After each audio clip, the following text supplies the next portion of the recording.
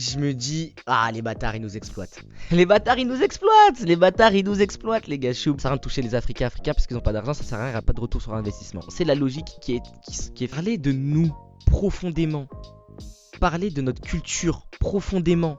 Et aller beaucoup plus profond que simplement foutre un personnage avec des locks, c'est ça dont on a besoin. Parce que je crois que vous m'avez pas bien compris, je le dis de manière trop nonchalante. Mais pour célébrer cette première année de Tama, et pour les fêtes de fin d'année, on a décidé de sortir le pack collector. Avec le livre, avec le poster, soit la version diurne, soit la version nocturne, avec le marque-page collector. Et c'est une édition limitée, il n'y a que 20 exemplaires. Pourquoi il n'y a que 20 exemplaires? Parce qu'il nous reste qu'à peine qu'une vingtaine de livres. On a imprimé que 150, on a fait quelques salons, quelques conventions, on a livré les contributeurs, il nous reste presque plus de livres. Donc on s'est dit, avant de faire la réimpression, go faire le pack collector avec tout. L'offre est ultra avantageuse de fou. Je vous laisse aller checker ça, lien en bio, et nous on est de retour pour le... Ok, en vrai de vrai, je ne voulais pas faire cette vidéo. Je voulais pas faire cette vidéo parce que je voulais pas faire le rabat-joie. Je voulais pas faire le mec qui force. Je voulais pas faire le mec qui cherche la petite bête pour promouvoir son initiative, tout ça. Je voulais pas faire ça. Mais en fait, je vais le faire quand même. Je vais le faire quand même parce que déjà, il faut que je fasse du contenu. Et surtout parce que j'ai eu une discussion très intéressante avec Gali. On dessinait dans le serveur Discord. Est-ce que cette lumière est pas en train de me cramer en fait? Ok, là c'est mieux là. Donc je disais, j'ai eu une discussion très intéressante avec Gali et je lui ai expliqué un petit peu pour moi ce qu'était la vision de la représentation et ce qui moi, à titre personnel, me ferait plaisir en tant qu'Africain dans la fiction générale, que ce soit les mangas, les bandes dessinées, les jeux vidéo, le cinéma, etc. Et en fait, quand je lui ai expliqué ça, je me rendais compte en fait que ce que fait les nouveaux animés, les nouveaux mangas comme Gachakuta, c'est très bien, mais c'est terriblement insuffisant en fait. Faut vraiment pas qu'on se suffise de ça et faut vraiment qu'on prenne notre destin entre les mains. Faut vraiment qu'on prenne notre destin entre les mains, faut vraiment qu'on prenne notre fiction entre les mains. Donc voilà, je fais cette vidéo pour vous parler à vous. Voilà, ceux qui sont concernés, ceux qui ne sont pas concernés et qui vont venir saouler en disant ouais mais les gens ils font ce qu'ils veulent. Oui, s'il vous plaît, cette vidéo n'est pas faite pour vous.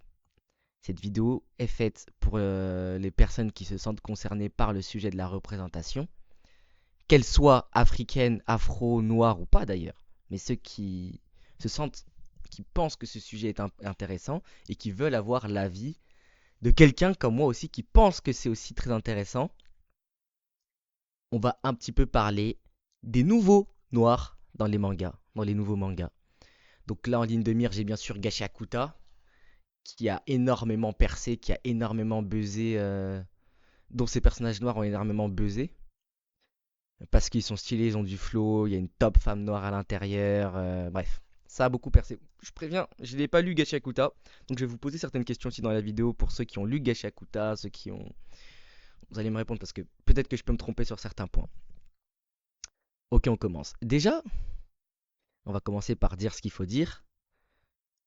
Honnêtement, c'est cool. Honnêtement, les chara design ils sont cool. Honnêtement, c'est stylé. Notamment la femme noire. Avec sa petite afro, ses lunettes et tout et tout et tout. Bon, je connais pas son pouvoir, je connais pas vraiment Gashi Akuta. Mais honnêtement, elle est stylée. Honnêtement, ça fait plaisir, entre guillemets. Bon, moi, ça me fait pas tant plaisir que ça, mais je reviendrai là-dessus. Mais je peux comprendre pourquoi ça fait plaisir à un tas de gens. C'est un nouveau shonen un peu hype, que les jeunes aiment bien. Donc, les jeunes voient des personnages noirs et tout, ils sont contents. Bien représentés, bien stylés et tout, ils sont contents. Et c'est sûr que ça fait une très grosse différence avec les Mister Popo, les autres que de Dragon Ball à l'époque. Dragon Ball c'est mon manga préféré, mais bon, voilà, je lui tire dessus par bonne volonté. Même s'il y en a toujours quand même un peu, tu sais, dans Naruto, il y a tout ce qui est Killer Bee, tout ça qui est pas mal, Raikage.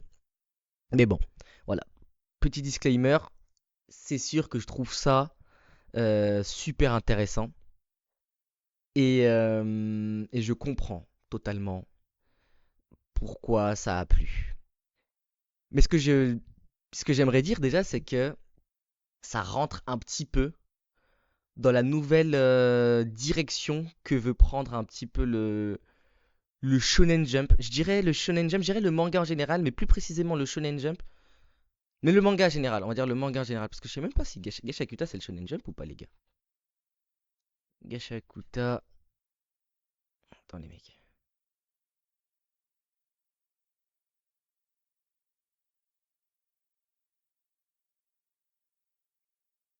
Il me semble que Gashakuta c'est le Shonen Jump, hein.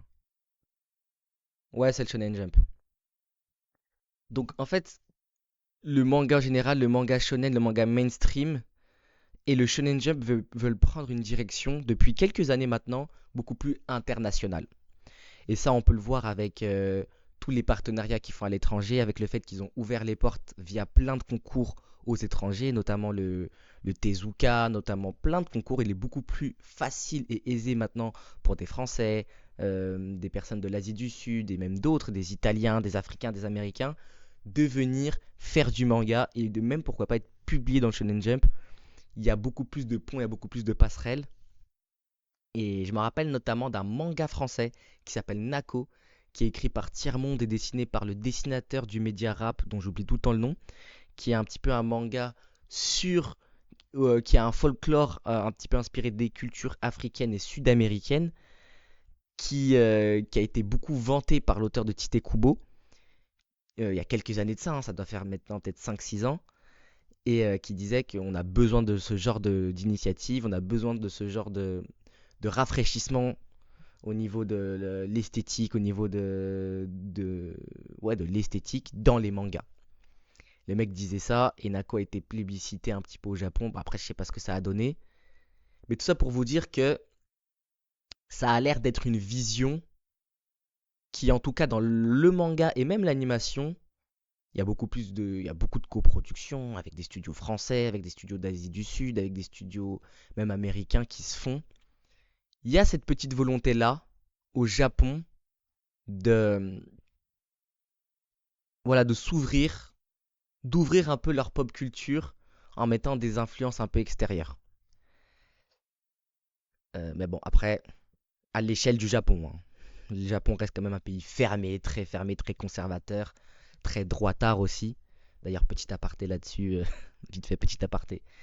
Mais oui, déjà, le Japon est historiquement un pays isolationniste et de droite, et toute leur culture est basée sur ça.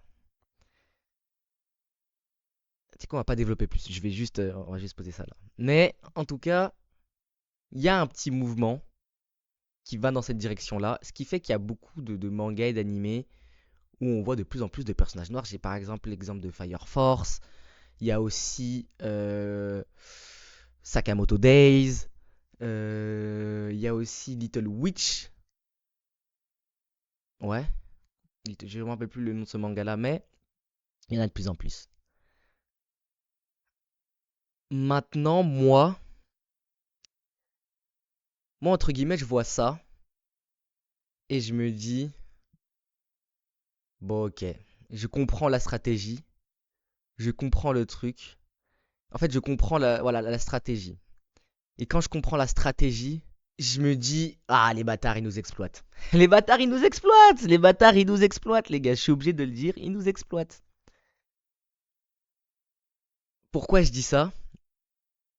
Je dis ça parce que nous, en tant qu'Africains, en tant que Noirs, et après j'ai parlé en tant qu'Africain, mais en tant que Noirs africains,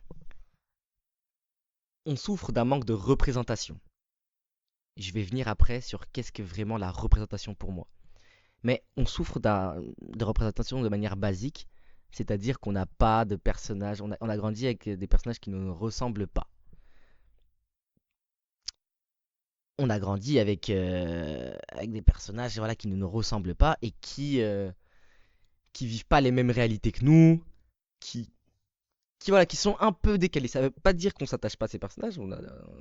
Il y a plein de valeurs transversales à l'humanité sur lesquelles on peut s'identifier. Quand Naruto il te parle d'harcèlement, il te parle de tout ça, tout le monde se fait harceler. Enfin, tout le monde se fait harceler, pas moi. Mais il y a beaucoup de gens qui se sont fait harceler. Donc ça n'empêche pas que voilà, on kiffe. Moi, je kiffe les mangas, les comics, les jeux vidéo, etc. Mais on souffre quand même d'un besoin de représentation primaire. On veut voir des personnages qui nous ressemblent, ça fait plaisir, ça fait toujours plaisir. C'est toujours un truc qui va faire plaisir. Et là, ce qu'ils sont en train de faire le monde, c'est qu'ils sont en train d'utiliser ça, en tout cas les Japonais, pour nous servir leur manga. Pour nous faire leur manga, et pour que on soit, on va dire, qu'on soit avec eux. En mode, ouais, et tout, regardez, ils ont mis des personnages noirs, et qu'on s'en contente. Mais en fait, le problème, pour moi, il est pas là. Le problème, il est beaucoup plus profond que ça. Tout simplement parce que eux, ils ont compris qu'il y a de plus en plus que le manga est lu et consommé, les mangas, les animés euh, sont consommés de plus en plus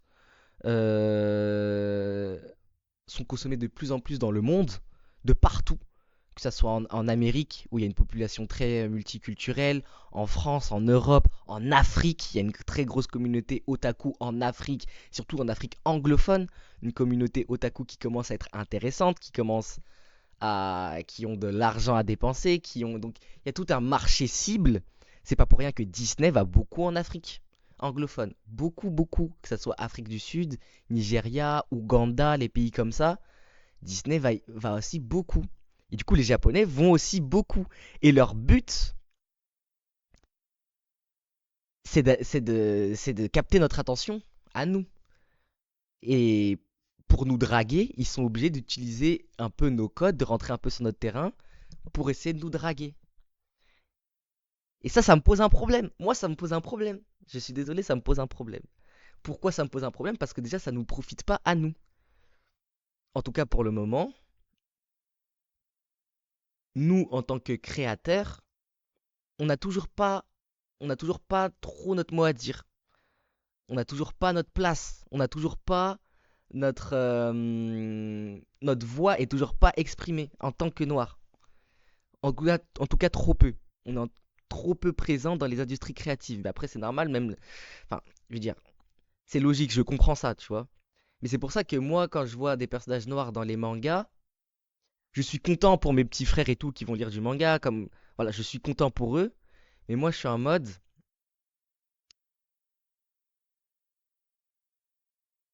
Je suis en mode. Euh... Bah, en fait, ils suivent juste la méta, ils suivent juste la trend, quoi. Ils suivent juste la trend. Et en fait, c'est une guerre entre eux, encore une fois, c'est une guerre entre les Américains avec Disney, tout ça, et les Japonais pour savoir qui va mieux exploiter la black culture, ou même la culture africaine. Mais nous, dans l'équation, on n'est jamais dans l'équation en tant que créatif, en tant que directeur, en tant que voix. Donc c'est pour ça que moi, je fais cette vidéo-là, pour rappeler à mes frères africains, qu'ils soient noirs ou blancs, mais mes frères africains, mais on va revenir sur l'Afrique après. Mais mes frères noirs, mes frères africains, de se lancer. Et c'est pour ça que je vous encourage toujours, et j'ai fait des vidéos là-dessus pour dire dessiner les personnages qui vous ressemblent. Maintenant, en fait, le truc qui va m'énerver, c'est que avant, on voulait pas dessiner les personnages qui nous ressemblent, on voulait dessiner les Japonais. Maintenant, les Japonais vont dessiner les Noirs. C'est à partir de ce moment-là qu'on va dessiner des Noirs. C'est pas possible, c'est pas logique, c'est pas possible. Prenez conscience, s'il vous plaît, que c'est super important.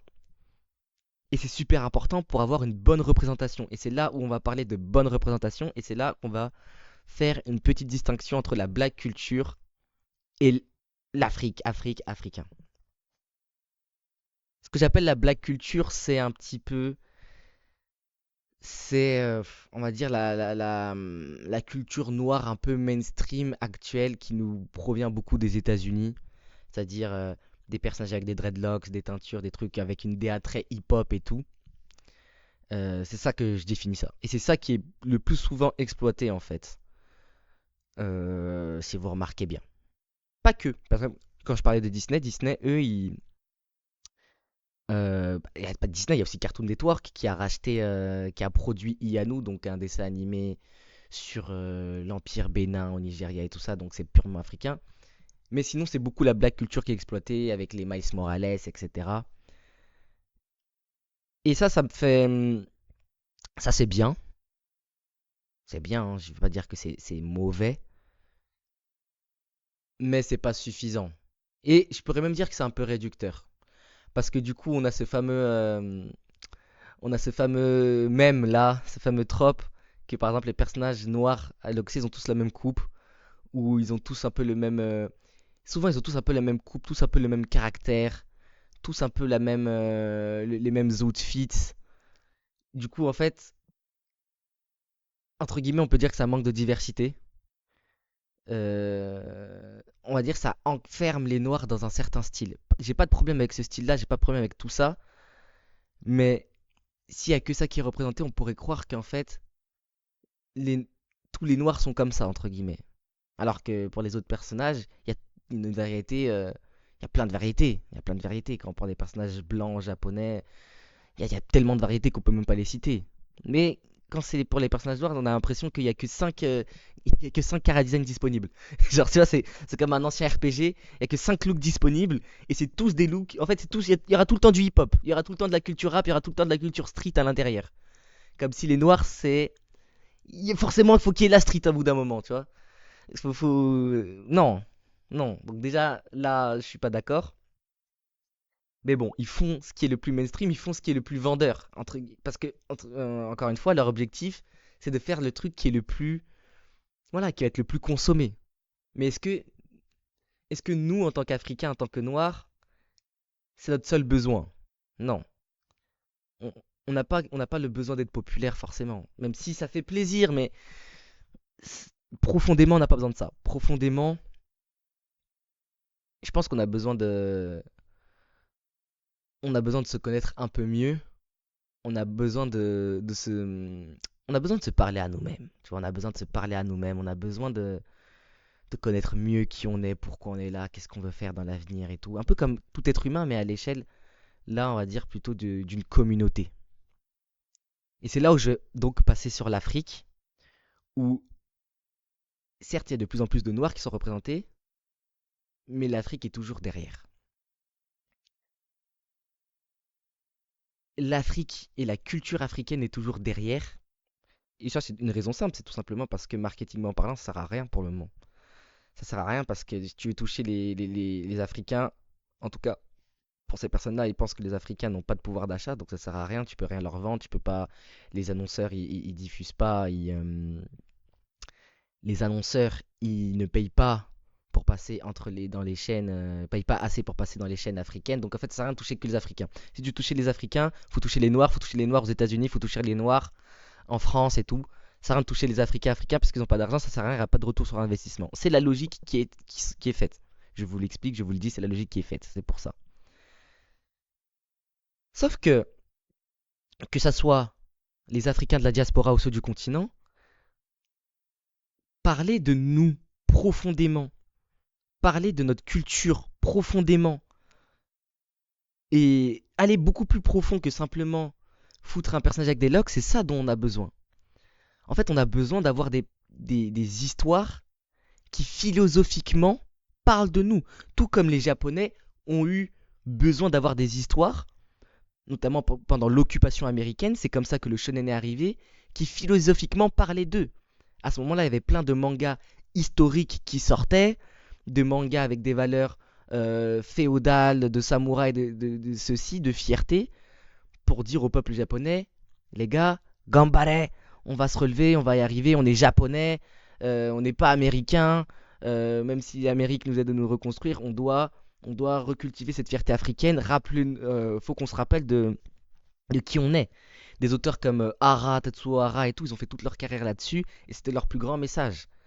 Il y a eu aussi beaucoup de mangas d'histoire sur des phénomènes de société, les Ashita no Joe, etc., qui ont mobilisé le peuple japonais parce que, en fait, raconter des histoires, raconter, en fait, c'est transmettre, c'est inspirer.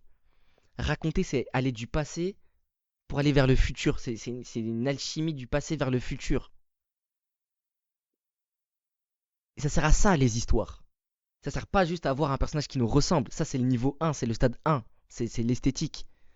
C'est cool, mais le plus important, c'est qu'est-ce que ces œuvres-là nous racontent, qu'est-ce qu'elles nous disent, qu'est-ce qu'elles nous inspirent. Euh, Disney a inspiré les enfants du monde entier dans les codes et les valeurs qu'ils avaient. d'écoute de soi, de toutes les valeurs, on va dire, américaines. Voilà. Par exemple, on dit que dans toutes les histoires sont un peu inspirées du mythe, du monomythe. Mais les gars, le monomythe, c'est une théorie. C'est une théorie. Il y a plein d'histoires qui ne sont pas du monomythe. Si vous allez dans plein de cultures, il y a plein d'histoires, il y a plein de traditions, il y a plein de machins qui ne suivaient pas le monomythe. En fait, la personne qui a parlé du monomythe, Joseph Campbell, elle s'est beaucoup inspirée par ce qui se faisait en Grèce antique, en machin. En fait, c'est très occidental, très européen.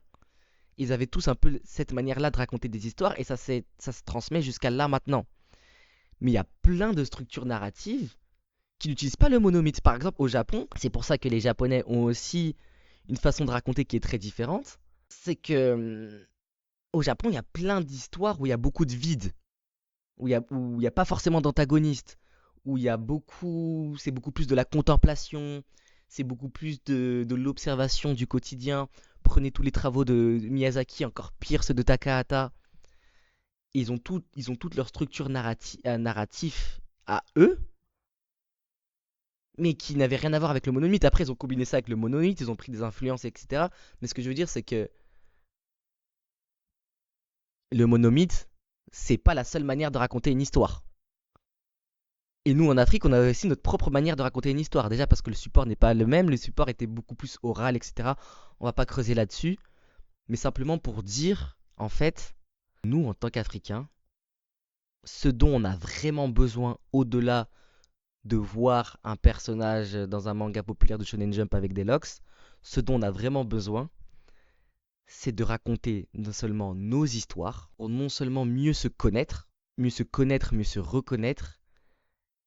et pour pouvoir nous inspirer en tant que nous, Africains, à affronter les défis et les enjeux de ce nouveau monde. Parce que le monde est en perpétuelle guerre de culture, et le problème c'est que nous, en tant qu'Africains, et là je parle de tous les Africains qui sont de la diaspora du continent, c'est qu'on est ultra influencé quasiment exclusivement par ce qui est fait par l'extérieur. C'est-à-dire qu'on va se prendre de la philosophie japonaise, on va se prendre de la manière de raconter des histoires des Japonais avec les valeurs japonaises, ou américaines, ou françaises, ou maintenant coréennes, ou plein. Ça veut dire on va normaliser toutes ces valeurs-là. Je ne dis pas que ces valeurs sont bien ou mal, c'est-à-dire qu'en fait, on va se les approprier. Mais nous, on est qui? Nous, on fait quoi? Nous, on raconte comment nos histoires? Nous, on, voilà, on n'a pas de repères. Et ça, c'est pour moi, c'est super important. La fiction, en tout cas moi, ma mission avec la fiction, c'est ça. C'est de pouvoir poser un certain repère, des repères identitaires, des repères philosophiques, et montrer qu'en fait, notre manière de voir la vie, en tant qu'Africain, purement africain, elle a de la valeur avant même d'influencer les autres. Avant même d'influencer le monde, les autres, comme le font les Japonais, les Américains, nous-mêmes, nous-mêmes, s'influencer nous-mêmes. Parce que là, on est beaucoup trop influencé par ce que font les autres. On est beaucoup trop influencé par les codes japonais, par les codes américains, par les codes français européens. C'est pas un mal, on prend l'inspiration de partout. Il faut prendre l'inspiration. Je suis un gros consommateur de manga, j'aime bien la culture japonaise et tout. Il n'y a pas de souci. Mais le problème, c'est qu'on ne peut pas toujours rester à nous s'inspirer des autres et à s'inspirer, à s'inspirer, à s'inspirer, à s'inspirer. Et nous, en fait, on oublie qui on est. On oublie qui on est. On raconte comment des histoires. Si je vous pose la question, quels sont les codes de la narration de votre pays? Est-ce que vous savez me répondre? De votre pays d'origine, ceux qui sont africains, est-ce que vous savez me répondre? Non. Pourtant, vous connaissez le monomythe de Joseph Campbell, de je sais pas quoi. Vous connaissez les. Moi, je connais les trucs des Japonais, j'ai oublié le nom là. Mais est-ce que je connais la manière dont on raconte nos histoires vraiment dans mon ethnie au nord Cameroun, chez les Mbaya là-bas, chez les Fulbe, chez les Bamoun et tout ça? Pourtant, nous, par exemple, chez les Bamoun, on faisait déjà de la bande dessinée, on racontait des histoires, on n'a pas attendu les autres pour raconter des histoires. Il faut qu'on se reconnecte avec ça, c'est super important. C'est voilà pourquoi je fais cette vidéo. C'est pas pour hate, c'est pas pour rager, c'est pas pour. J'ai même pas fait la promotion de Tama dans cette vidéo. J'ai même pas fait la promotion de Tama. D'ailleurs, c'est Tama, on va faire la promotion de Tama. On va la faire. On va la faire cette promotion de Tama parce que Tama c'est ça. Tama c'est pas à propos de la black culture ou quoi. Tama c'est les cultures africaines. Et le but, c'est que dedans, il y a moi qui suis né en France, donc qui suis quelqu'un de la diaspora, mais aussi il y a des personnes du continent. Il y a des personnes du continent qui sont allées en France, il y a des personnes du continent qui sont allées même en Asie, au Japon, mon scénariste est du Japon. Il y a plusieurs cultures. Le but, en fait, c'est vraiment de, au-delà de mettre des personnages noirs, etc., c'est de vraiment se poser des questions, et c'est vraiment les questions qu'on se pose. Qu'est-ce que nous, on a envie de dire? Quel est notre message pour nous, les Africains? Qu'est-ce qu'on a envie de transmettre? Et qu'est-ce qu'on a envie de mettre en avant? Et ce qu'on a envie de mettre en avant, c'est pour ça qu'on a mis Nafi en tant que représentant de, de Tama. Nafi qui est un peu la griotte ultime, donc les griots on appelait ça, nous, les mémoires d'Afrique. Quand un griot mourait, c'était toute une bibliothèque qui s'éteignait. Le but, en fait, c'est de se rappeler de qui on est. Voilà, c'est vraiment l'objectif ultime de Tama, dans tout le verse Tama, mais bon, ça c'est encore autre chose. Mais ouais, donc j'ai même pas fait la pub en plus. Vous pouvez le commander d'ores et déjà, le recevoir, même avant Noël si vous faites vite. Il est là, il est tout beau. 5 histoires, 222 pages de bande dessinée, en couleur, les dessins sont exceptionnels. Les dessins sont exceptionnels, les histoires sont exceptionnelles. On a des histoires dans le royaume Bénin, on a des histoires à Dakar, Sénégal, au Cameroun, etc. Est-ce que vous savez, par exemple, qu'au Bénin, il y avait la plus grande fortification de l'histoire de l'humanité, qui sont les murs Ianou devant la Grande Muraille de Chine? Vous le saviez ou pas? Bon, ça s'est coupé, ça s'est coupé, mais on était déjà un peu à la conclusion. Les Africains qui me regardent, les Noirs qui me regardent, faut qu'on fasse résistance. Faut qu'on fasse résistance, faut qu'on fasse nos histoires, faut qu'on aille piocher dans notre culture profondément, dans notre philosophie de pensée profondément, profondément, profondément. Ça va demander un travail d'archéologue, d'historien. Ça va pas être facile, mais c'est pour ça que ça a de la valeur. Et c'est des choses qu'ils ne pourront pas nous prendre, ils ne pourront pas copier, ils ne pourront pas venir mettre leurs pattes là-dessus. Ils vont pas occidentaliser aussi nos cultures, nos trucs, nos tout. Non, c'est pas possible. C'est pas possible, c'est pas possible. Donc lancez-vous, faites tout, faites des mangas, des bandes dessinées, des jeux vidéo, du cinéma, faites tout. Mais comprenez que c'est super important. Encore une fois, cette vidéo n'est pas une hate sur Gashi Akuta, sur tous les personnages comme ça. C'est plutôt un message pertinent, en tout cas j'espère. Et en tout cas le message le plus pertinent de tous, bien évidemment, commandez Tama. Si vous êtes d'accord avec moi, bah vous serez d'accord avec Tama, vous allez kiffer. Vraiment, vous allez kiffer, vous allez prendre votre pied, c'est top. Et en plus, en 2026, on arrive avec du lourd, du lourd, du lourd, du lourd. Il y a aussi le pack collector qui est encore disponible. Il reste encore quelques exemplaires, donc avec le poster collector, le marque-page collector. C'est stylé. L'affiche, elle déboîte. Et puis voilà. C'était motive. Et n'oubliez pas, c'est la communauté qui gagne.